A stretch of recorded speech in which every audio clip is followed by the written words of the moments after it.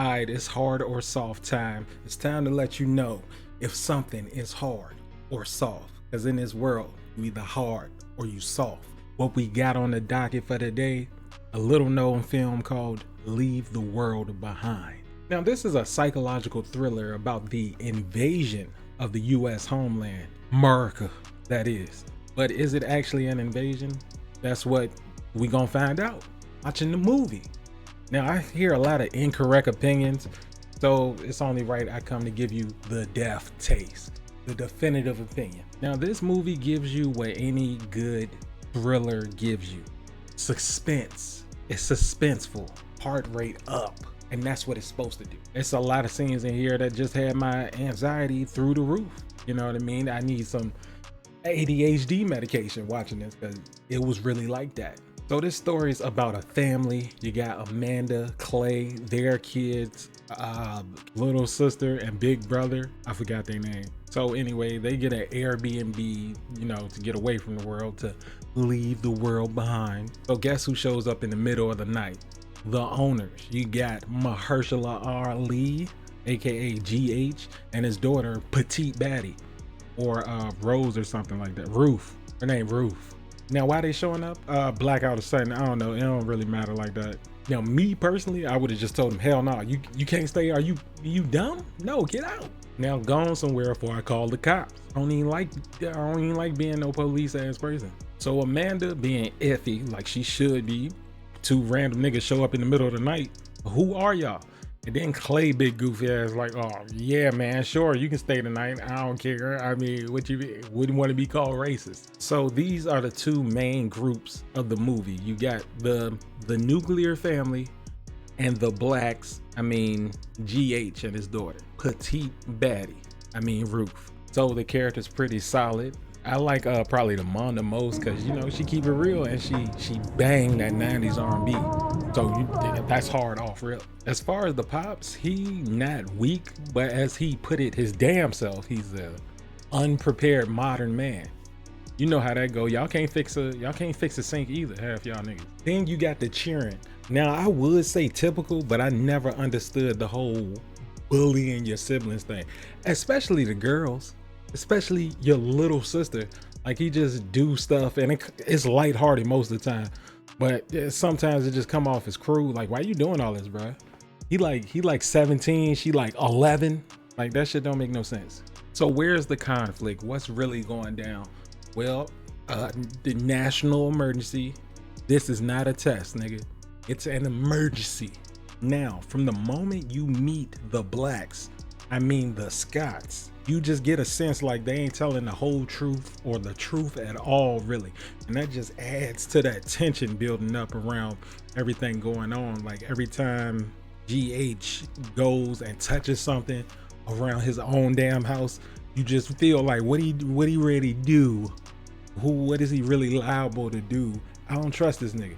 And then his daughter, Slim Thick, she just walking around making rude ass, snarky ass comments all the time. It's just like, the dynamics are really dynamicizing.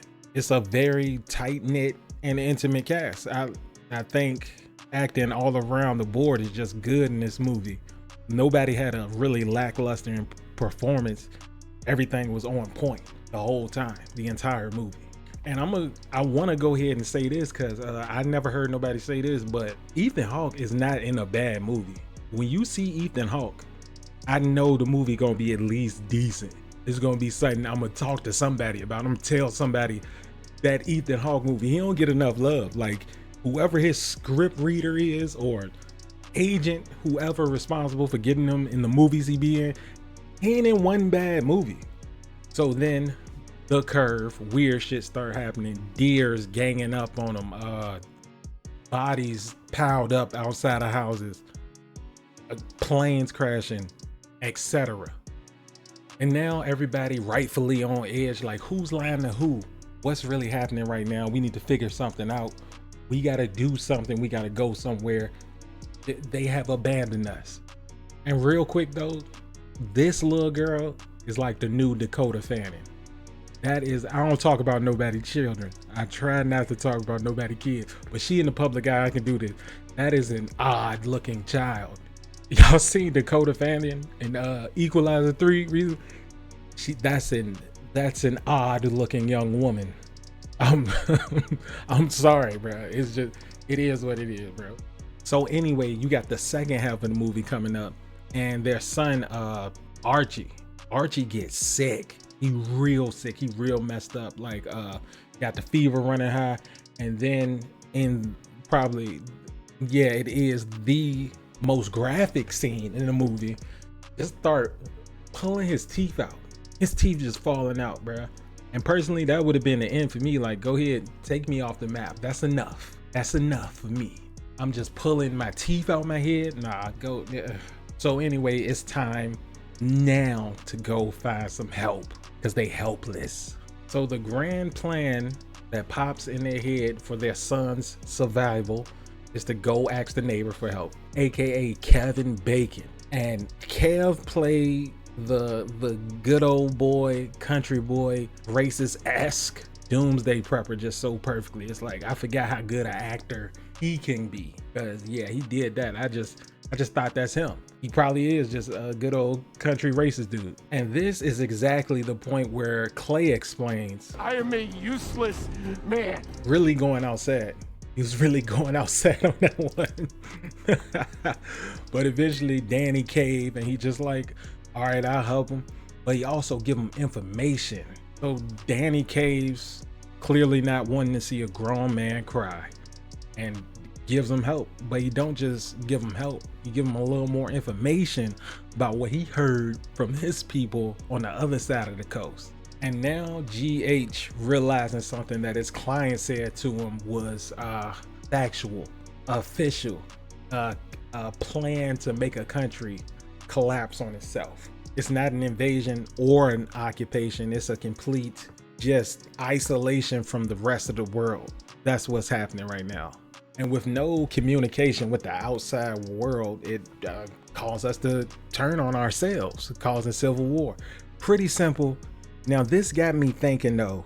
This got me thinking real hard. How many times has the US done this?